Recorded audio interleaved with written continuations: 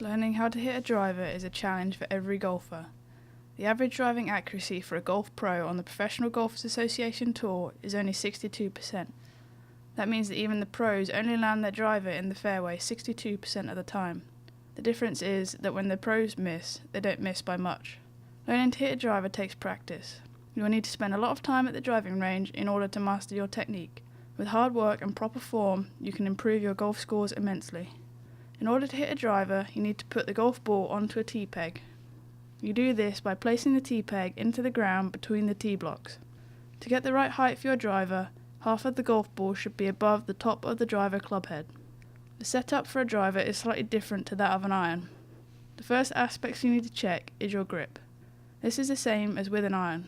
First of all, you will place your left hand onto the golf club with the grip portion running from your first knuckle of your index finger to the top of your little finger.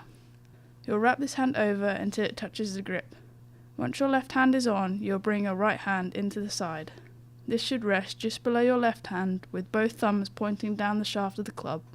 You'll do these steps in reverse if you're a left-handed golfer. One main aspect to remember is not to grip the club too tight. Gripping the golf club loosely helps to generate more consistency. Once the grip is set, you need to find a specific part of the fairway or driving range that you're aiming for.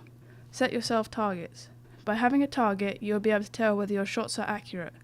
Otherwise, you're just hitting the golf ball. Once you have a target, take your stance. Your feet should be slightly wider than shoulder width apart. You then want to bend forward from the hips with your knees slightly flexed. With a good posture set, you want to allow your arms to hang freely. You should feel comfortable over the golf ball. Once you have the correct posture and you feel comfortable, you need to make sure that your feet, hips and shoulders are all in line to your intended target.